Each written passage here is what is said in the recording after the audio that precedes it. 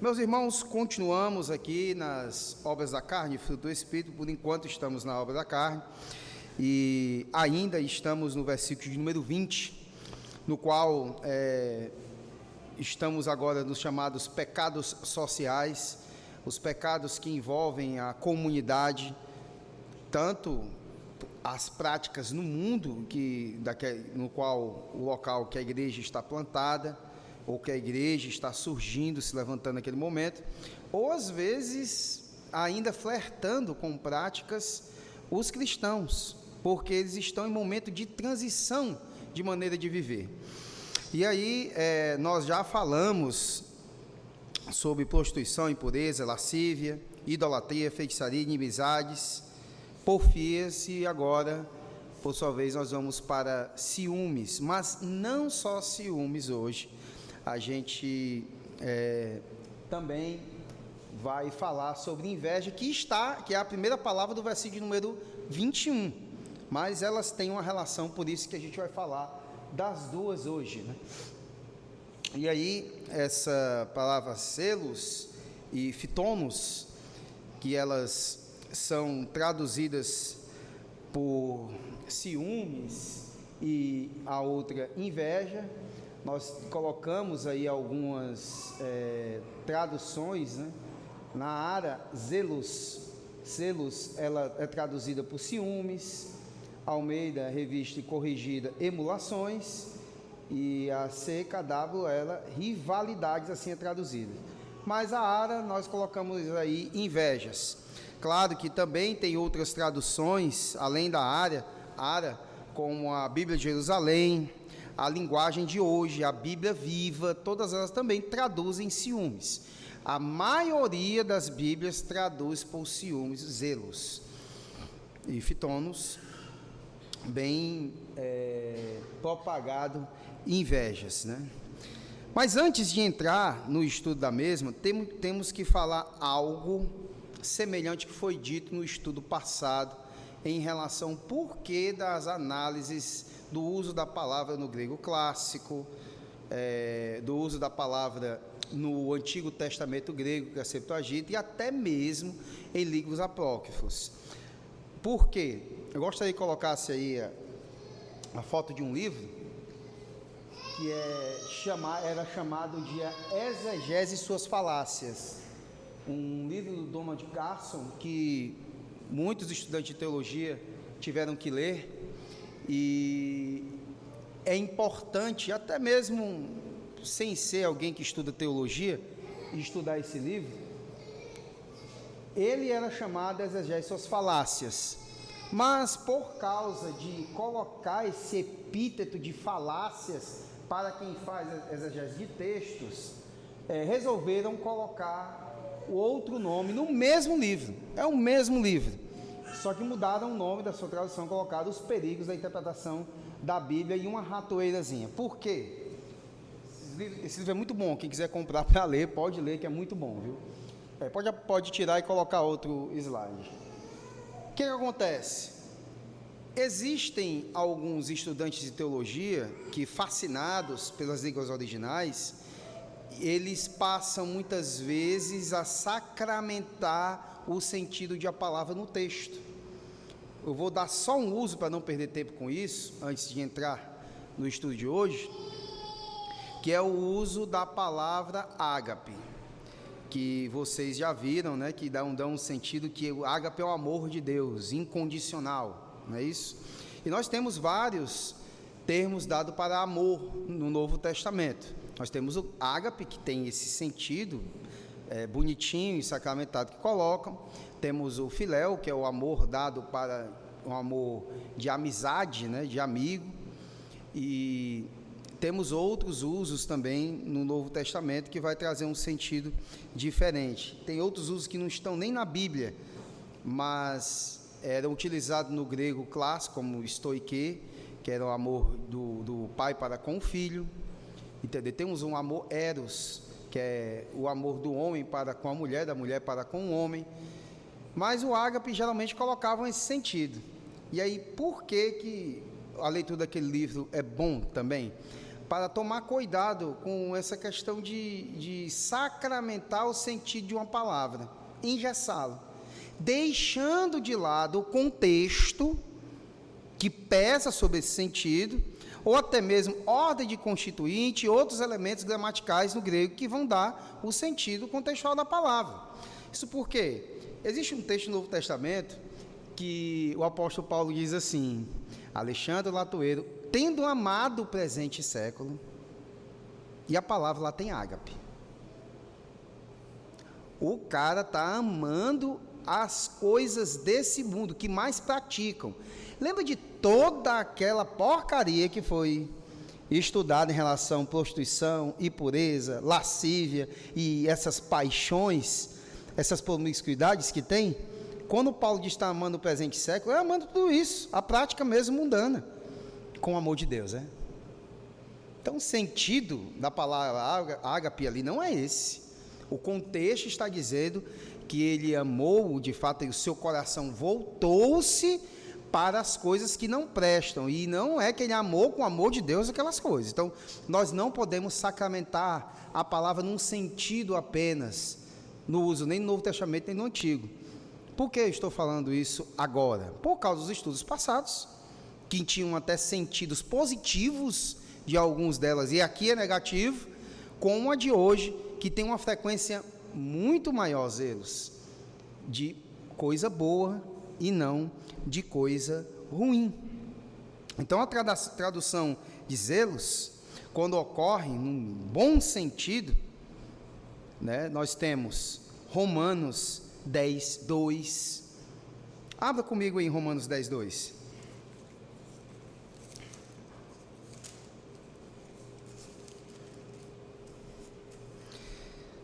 Porque lhes dou testemunho de que eles têm zelo por Deus, porém não com entendimento. Zelo pelas coisas de Deus é uma coisa ruim? Não, claro que não é. 2 Coríntios 7, 7.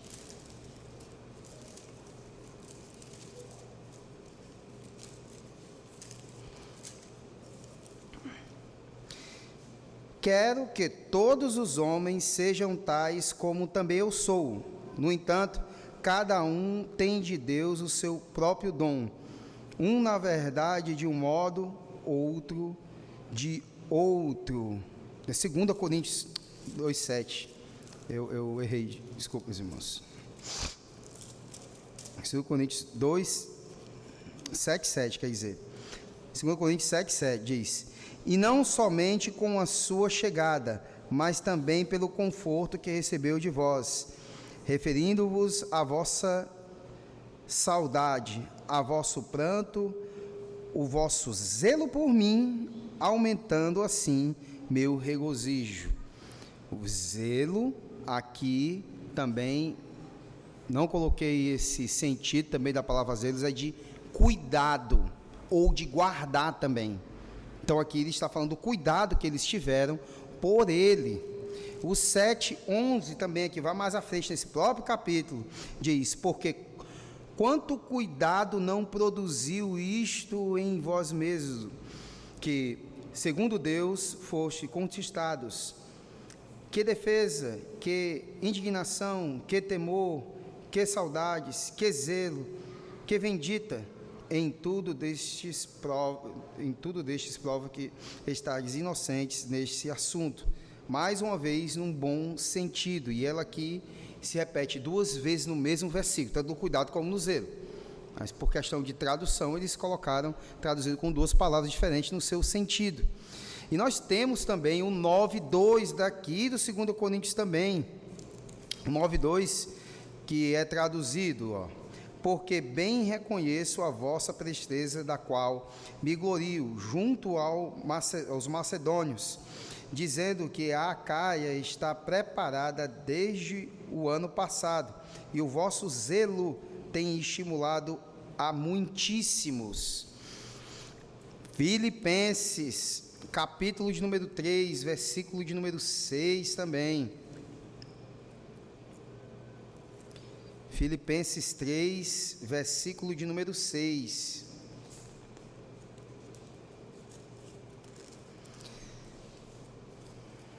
que diz: quanto ao zelo perseguidor da igreja, quanto à justiça que há na lei irrepreensível.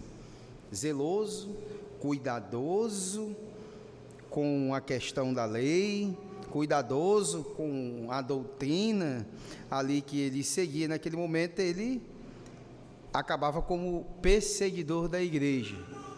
E aqui o zelo ainda sendo no bom sentido, que é no cuidado, no guardar. Então, tem o bom sentido dessa palavra no Novo Testamento.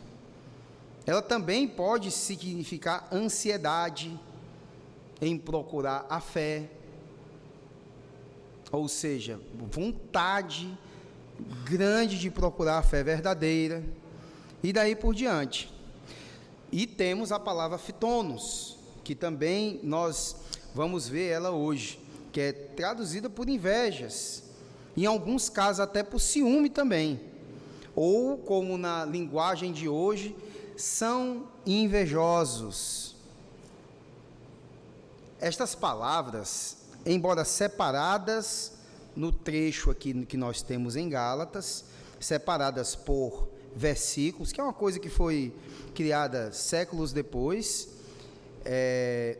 precisam ser estudadas juntas, porque ocorre tão frequentemente como par, ou seja, próximas ou em blocos uma da outra, e porque há casos em que uma delas tem que ser definida em contraste com a outra. O princípio geral que governa seu significado é que zelos tem um sentido bom e um mau, ao passo que fitonos é sempre ruim. Isso aí já denota o quê? Geralmente, quando as duas estão no mesmo contexto, no mesmo versículo, ou estão juntas, torna zelos ruim. Sem a fitonos, muito frequentemente, torna zelos um bom ato, algo bom. Por isso que elas têm que ser estudadas juntas, e por isso que tem que também ser mostrado com textos, que nós temos, principalmente no Novo Testamento, né? Então, em primeiro lugar, nós devemos começar tratando as palavras na ordem em que ocorrem na própria Escritura. E aí nós vamos ter que usar mais uma vez o Antigo Testamento grego, visto que a gente está vendo o grego aqui. Em primeiro lugar, nós vamos ver, começando a ver no Antigo Testamento grego, no seu bom sentido na Septuaginta, que ela é usada repetidas vezes com respeito a Deus. O uso dela com respeito ao nosso Deus, em primeiro lugar, nós vamos ver. Por exemplo, Isaías 9:7. Alguém pode abrir e ler nesse momento? Você pode fazer isso nesse momento, meu irmão. Isaías 9:7. Leia em alto e bom tom para que os irmãos também escutem. Isaías 9:7.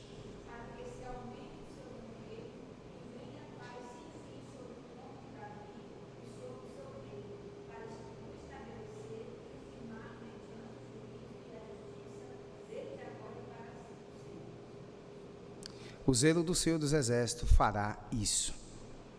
Isaías 9:7. Deus tomou o zelo como sua armadura completa. E isso em Sabedorias de Salomão 5:17, um livro apócrifo, mas a palavra grega se encontra lá. Então, aqui o zelo é resolução incansável de Deus no sentido de levar a efeito os seus próprios propósitos e de vingar os seus. O zelo do Senhor dos Exércitos faz isso. Então, se pudermos expressar a questão em termos humanos, Zelos é um entusiasmo infatigável de Deus em cumprir o seu propósito no mundo. Aqui está nesse sentido, nessa questão usada diretamente para Deus com isso. Ou seja, Deus tem ciúmes ou cuidados com o seu povo. Ele trata assim. Então essa palavra é usada no bom sentido e usada para Deus. Então ela se transforma automaticamente no bom sentido. É diferente de uma palavra que a gente vai estudar posteriormente, chamada tumós, que é dada para o homem. É ira, mas é dada para o homem. Quando é para Deus, já é outra palavra, é orgui. Mas já zelos não, ela é usada tanto para Deus como para o homem. E ela pode ser usada no bom sentido como no ruim sentido, mas para Deus é sempre bom. Vocês estão entendendo, né, até agora? Para Deus é sempre bom. Para o homem é bom, como é ruim. Mas para ser ruim, ela tem que estar associada a fitonos, que é as invejas. Então, em segundo lugar, zelos é a palavra que muito frequentemente expressa os ciúmes dos santos de Deus. Há um quadro que encontramos repetidas vezes nos profetas. É o retrato de Israel com a noiva de Deus. Quando Israel se desgarra para longe de Deus e adora outros deuses, pode-se dizer que Israel se entregou a outros amantes, que são os falsos deuses. E em tal situação, os profetas falam dos ciúmes de Deus, que é o verdadeiro marido de Israel. Por exemplo, Ezequiel 16:37. Abra aí a sua Bíblia. Ezequiel 16:37.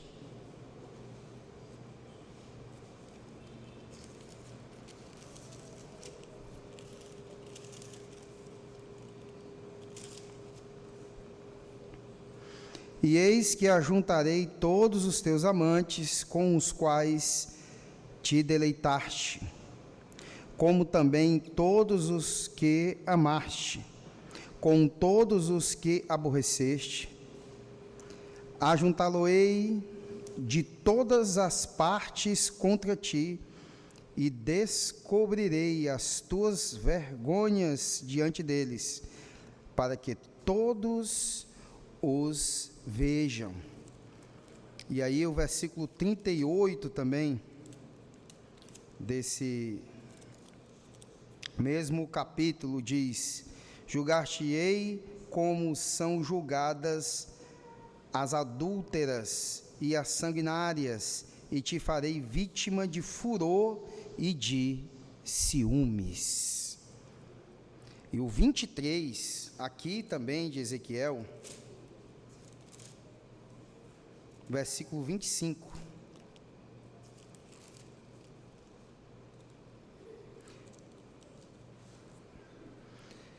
Porei contra ti o meu zelo, e eles te tratarão com furor.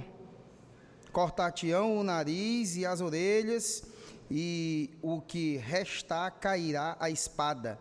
Levarão teus filhos e tuas filhas, e quem ainda te restar será consumido pelo fogo. Tudo isso por causa os ciúmes de Deus são como os ciúmes de um amante cuja amada comporta-se de modo estulto e falso.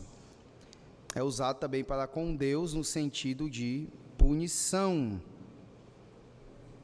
Assim como zelos é usado num bom sentido no que diz respeito a Deus, assim também pode ser usado no tocante aos homens.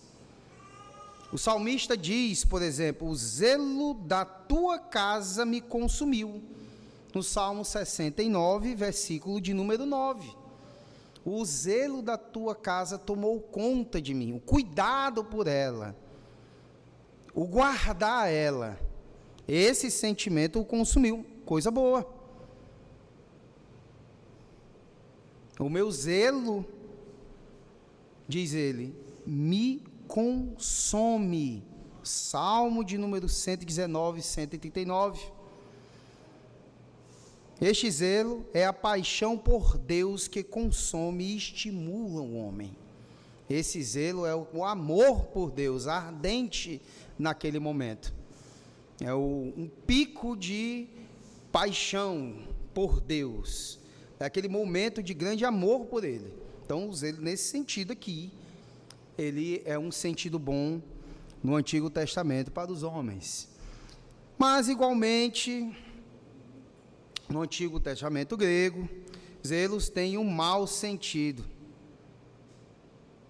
O da inveja e ciúmes que destrói os relacionamentos pessoais e a felicidade individual. Elifas, amigo de Jó, vocês lembram, né? É um dos amigos, são alguns amigos que ele tem, um deles é Elifas, né? Ele diz a Jó: a ira do louco o destrói, e o zelo, a inveja, todo o mata. Nós temos aqui isso aqui. O ciúme deixa um homem furioso, em Provérbios 6, 64. Vamos abrir o Provérbios 6, 64.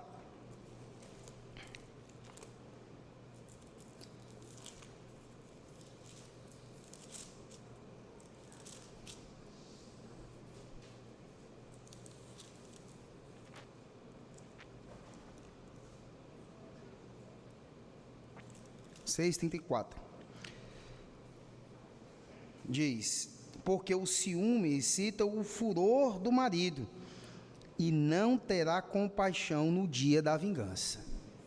Aqui, a gente sabe que isso acontece até nos dias de hoje, né? Um homem extremamente ciumento, ele pode fazer uma grande tolice. Então, às vezes é confundido, né? Alguém que ama bastante com alguém que é muito ciumento. Inclusive tem uma música, já está antiga, né? Para mim ainda continua sendo nova, porque as coisas antigas para mim continuam sendo novas quando era da minha época, né? É uma música até do João Paulo e Daniel, uma dupla sertaneja. E aí são duas músicas que vão contar a história de um homem que foi preso por matar o irmão da esposa dele, que ele não conhecia.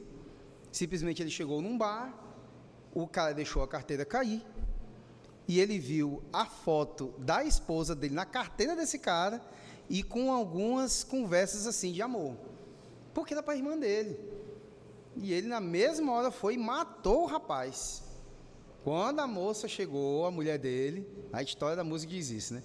Ele chegou lá, ela chegou lá: é meu irmão, você matou meu irmão. O cara, tomado de ciúme, ele fez isso.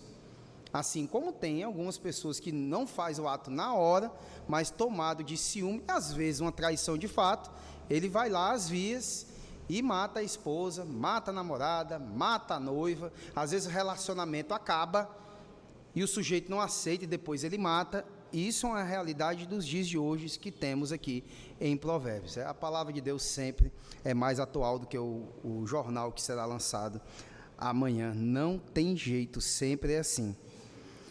Então, o escritor de Eclesiastes adota o ponto de vista de que a labuta e a diligência são simplesmente o resultado da inveja do homem contra o seu próximo.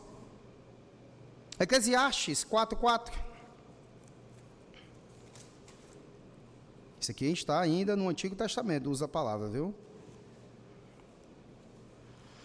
Então vi que todo trabalho e toda destreza em obras provém da inveja do homem contra o seu próximo. Também isto é vaidade, correr atrás do vento. Aqui ela está sendo traduzida, zelos, por inveja. Como nós falamos, né? Ela também tem esse sentido em dado momento. Amor, ódio e inveja, todos eles perecem na morte. Eclesiastes 9:6. Ciúme e a ira encurtam a vida, e a ansiedade provoca a velhice precoce. eclesiásticos. Nós vamos ter isso. Zelos, ou seja, pode ser uma coisa maligna que arruína a vida. O ciúme ou um cuidado exacerbado pode se tornar algo terrível na vida. Isso no Antigo Testamento está presente. O uso bom, totalmente bom do Senhor, o uso de Deus para punição. Nós temos o uso bom no sentido bom para o homem, e o uso sentido ruim para o homem também. Isso no Antigo Testamento. Nós temos os dois sentidos na palavra. Mas quando nós vamos para o Novo Testamento, nós vamos ver agora o seguinte, que nas cartas de Paulo, zelos ocorre 9 vezes. Nas cartas paulinas aparece 9 vezes. E pelo menos 6 no bom sentido. 6 é no bom sentido. Uma frequência até grande, né? E maior. Nós temos 6 ocorrências boas e 3 ruins. Por exemplo, os judeus têm zelo por Deus, mesmo sem a iluminação, mesmo sem conversão, eles fazem um bom uso disso. No Romanos 10:2, nós vamos ver isso. Nós vamos ver Paulo no seu zelo pela lei. Ele era perseguidor da igreja, como nós lemos aí. Paulo fala do anseio e do zelo dos coríntios pela sua pessoa, o cuidado que eles tinham por ele. Sabemos que não eram todos, né? Que a igreja ali era dividida. Mas eram aqueles que eram de Paulo, eram cuidadosos com ele. Isso era fato. Fala também do zelo dos corintianos na sua contribuição em coleta em favor dos pobres na igreja de Jerusalém. Isso nós vamos ver o sentido bom da igreja rica, né? É bom algumas igrejas serem ricas mesmo, para socorrer as igrejas mais pobres. Como é que isso pode acontecer se a igreja não for rica, não tiver igrejas ricas? A igreja também tem que deixar essa prática de ser somente igrejas pobres. A igreja tem que procurar ter dinheiro para auxiliar as igrejas mais pobres, que são menos abastecidas de dinheiro, para a glória de Deus, e assim poder fundar até mais igrejas também. Tem zelos pelos coríntios, porque foi ele quem os preparou como noiva de Cristo. 2 Coríntios 11:2, abra comigo aí, 2 Coríntios 11:2.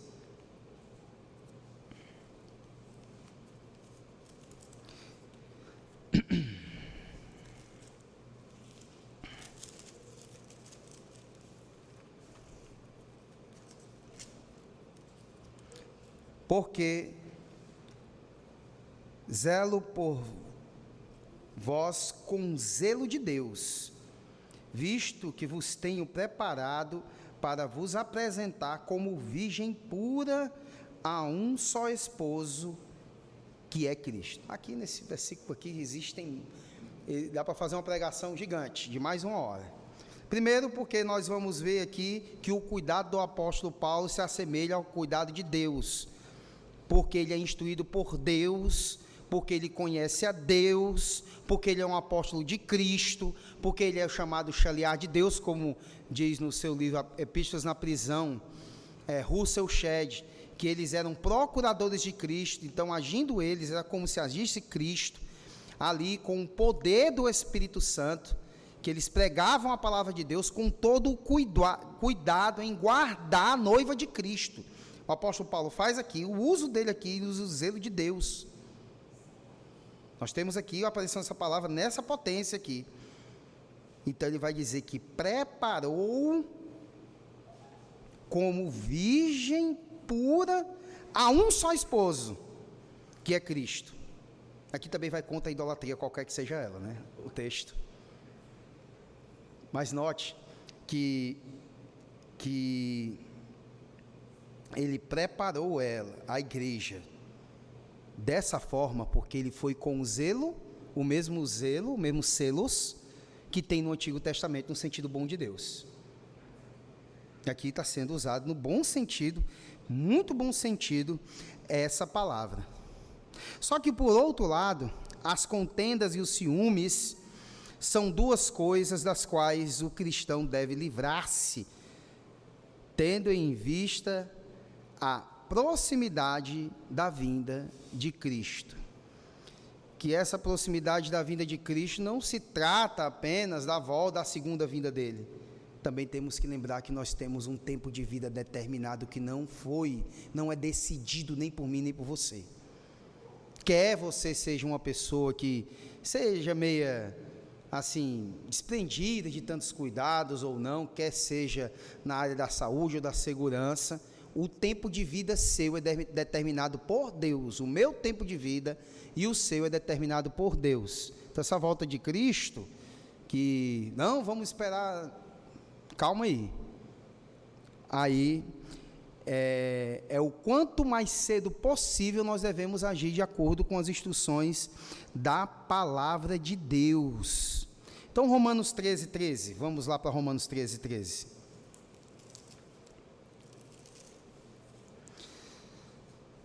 Andemos dignamente como em pleno dia, não em drogas e bebedices, não em pudicícias e dissoluções, não em contendas e ciúmes. Aqui a carga dos zelos é negativa, não é positiva. Lembra quando nós falamos no começo?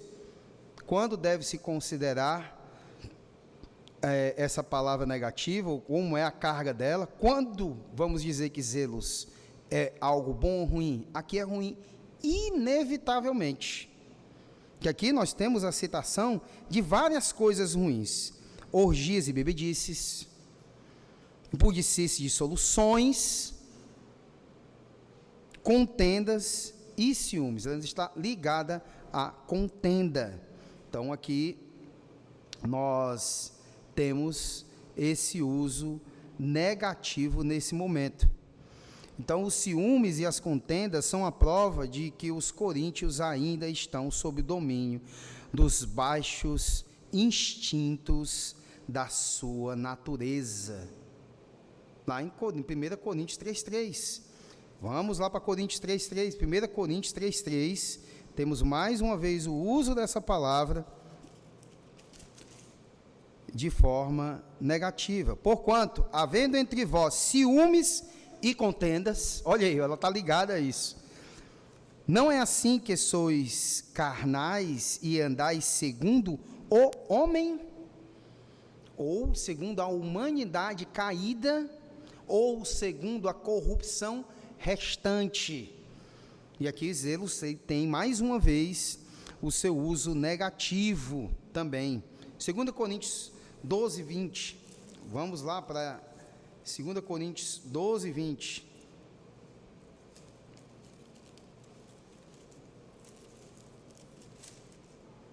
Que o ciúme é um dos erros que Paulo teme achar quando voltar a Coríntios. Ele teme isso. O 12, 20 vai dizer: temo, pois, que indo ter convosco, não vos encontre na forma que vos quero, e que também vós me acheis diferente do que esperáveis, e que haja entre vós contendas, invejas, iras, porfias, distrações, intrigas, orgulhos e tumultos. Então, mais uma vez, temos um uso negativo dessa palavra aqui. Aqui, então, temos esta palavra equilibrada, por assim dizer, entre o bem e o mal. Nesses textos que nós citamos, ela é usada para o bem e para o mal aqui. Outro ponto, quando nos voltamos para o exame destas duas palavras no grego secular, recebemos a ajuda real na definição do significado delas. 3 escritores dão uma ajuda notável. Primeiro é em Platão. As 2 palavras são usadas juntas repetidas vezes: a ira, o medo, o luto, o amor e os ciúmes. Zelos, que é inveja, fitonos, são dores da alma. Assim, encontra-se no escrito de Filebo 47, que seria a página, o trecho que se encontra esse escrito. Uma comunidade em que não há riqueza nem pobreza é a única comunidade onde a insolência, a injustiça, as rivalidades e as invejas não têm oportunidade alguma de florescer. Outra coisa, tão logo existe a riqueza, há olhares ciumentos. Ou seja, pessoas mais endinheiradas que as outras causam ciúmes. Mas há um uso das palavras de Platão que é de relevância especial. Depois do sucesso de Atenas contra os bárbaros e depois da maneira com que Atenas salvou a Grécia, ele teve de passar pela penalidade inevitável do sucesso. Em primeiro lugar, foi assaltada pelos ciúmes e depois pela inveja. Elas estão caminhando juntos aqui, que trouxe a guerra no seu séquito. Fica claro nessa base que Platão considera Zelos como uma etapa no caminho para Fitonos. Zelos, poderíamos dizer, é a inveja que lança olhares de má vontade. Fitonos é a inveja que chegou às ações hostis. Isso aqui, esse uso aqui, ele se assemelha ao uso do último estudo que nós tivemos,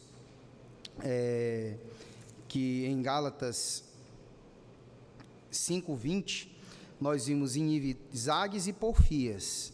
Vocês lembram que nós falamos que inimizade seria a condição mental e porfias seria chegar às vias de fato.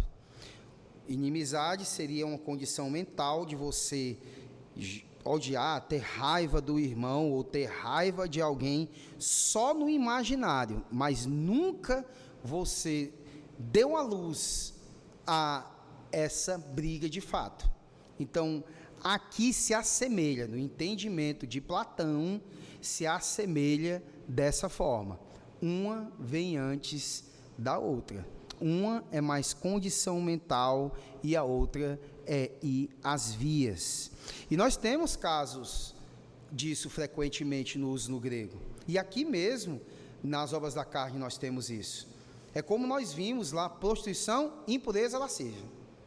Prostituição, um ato, sim, um ato que é praticado, é você tocar, você fazer de fato, mas que tem um sentido também do que o Senhor Jesus falou, aquele homem que não adulterais, o Senhor Jesus diz, eu porém vos digo, aquele que olhar para a mulher com olhar impuro, esse já adulterou com ela, condição mental já é adultério, não só o praticar. Só que ali nós temos impureza, que tem esse sentido mais mental, o pensamento impuro, as ideias impuras, e isso é muito velado na pessoa, mas a lascívia não, ela já é a condição desavergonhada da prática da prostituição e o pensamento impuro da pessoa. Então, geralmente, a gente vai ter aqui, nas obras da carne, essas condições de se pensar o mal e praticar o mal. Não é possível praticar esse mal sem antes ter maquinado alguma coisa ou imaginado alguma coisa. Até mesmo o tumós, que a gente ainda vai estudar, que é um ato de ira do homem. A gente vai ver lá que é um negócio muito louco, em que o sujeito ele faz a coisa praticamente impensado ali. Até mesmo ele pode ter uma maquinação antes, pode ter um pensamento mal antes, não pensamento bom e pensamento ruim. Então aqui estamos nessa mesma condição. Então, conforme veremos, outra diferença, mas até agora foi estabelecido o seguinte: zelos é menos sério, menos amargo, menos maligno do que fitonos. Ele é ameno. Ele não é agressivo ainda no total uso dela. Para se ter o total uso dela, tem que ser acompanhado de outro sentimento ou outra prática. Fitonos é aquilo a que zelos pode chegar, a não ser que o coração seja purificado, a não ser que o coração seja transformado de coração de pedra para coração de carne. Se não acontecer isso, aí a destruição está feita. Aristóteles também faz uso dela. Ele dá com a diferença entre as duas palavras. Para Aristóteles, zelos é um sentimento bom e necessário à alma. Para Aristóteles, zelo é algo necessário e bom para a alma. Olha aí. Zelo é um estímulo. É um sentimento que vem ao homem quando vê a outra pessoa possuindo alguma coisa nobre. Esse sentimento não é de tristeza, porque a outra pessoa possui uma coisa magnífica. Apenas é um lamento por também não possuí-la.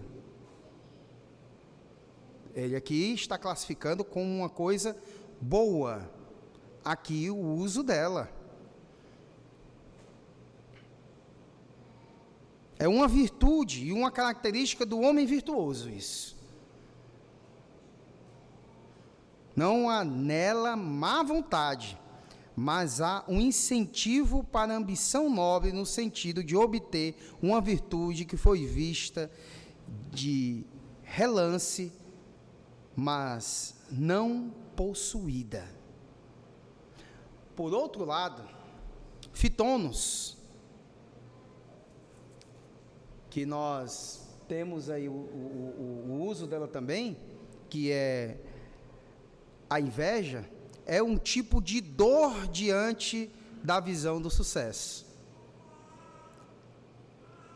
Uma é lamentando, digamos, vamos pensar aqui, para Aristóteles, é que o uso dos zelos é como se você contemplasse um amigo que conseguiu sucesso na vida e causar reflexão: por que eu não estudei mais, por que eu não trabalhei mais, por que eu não fui mais organizado, e não um sentimento destrutivo de querer destruir, ou de querer falar mal, ou de querer possuir aquilo que é do outro, que isso aí já é do fitonos, porque é a dor, ele sente dor porque o outro conseguiu sucesso. E as definições, isso é também segundo as definições dos estoicos, né? E esta dor tem sua origem não no fato de que a pessoa que olha não possui a coisa magnífica, brota do fato de que a outra pessoa a possui. O homem que tem fitonos no seu coração não é inspirado por uma ambição nobre, simplesmente está amargurado diante da visão de outra pessoa possuindo o que ele não tem. E faria tudo quanto fosse possível, não para possuir a coisa, mas para evitar que a outra pessoa a possuísse. Tem um filme que é muito bom, que retrata muito essa questão dessa definição da inveja aqui, que é o Conde Monte Cristo, que nós tínhamos um personagem lá, que era o Conde Mondego, que a questão dele não era porque ele gostava de uma coisa, ou gostava da mesma coisa que o amigo dele, o Edmond Dantes tinha, mas era só porque o Dantes tinha. Inclusive, até a noiva do Dantes, ela facilmente, ela consegue distinguir isso aí, e fala diretamente para o Montego.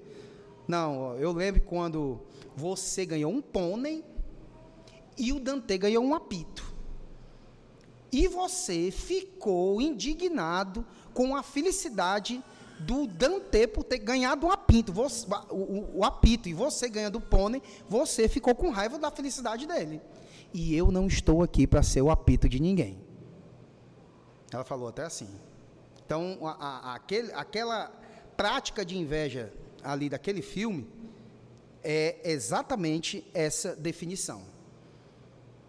Infelizmente, isso acontece em meio às congregações, em meio à igreja, porque a igreja não é dotada apenas de trigo, ela tem o joio. Inclusive, a minha crítica que é o nome de uma igreja, ou nome tolo, propaganda besta, que nós temos, chamada 100% trigo. Que iludidos, que tolos, achar que um local e um recinto vai ter 100% trigo assim. Pode acontecer, mas é muito difícil. A gente tira, sabe por quê? As igrejas do Apocalipse ali.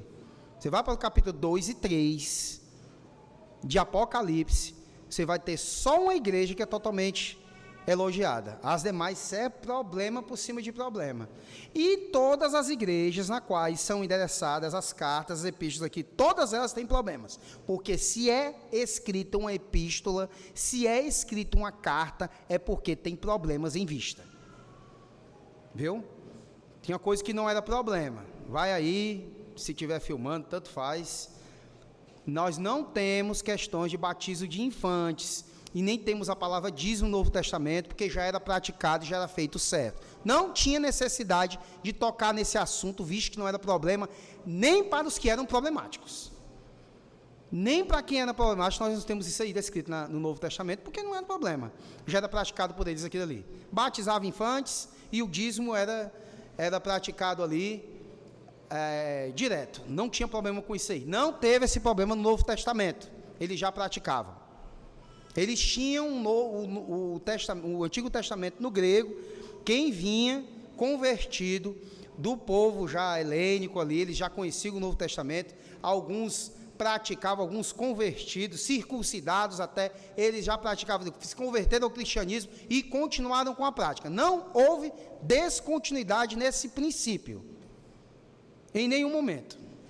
Então, as cartas ali eram escritas porque tínhamos problemas constantes. E um dos problemas que existia e estava inserido aqui nessa igreja era exatamente esses ciúmes associados a várias práticas pecaminosas aqui na igreja.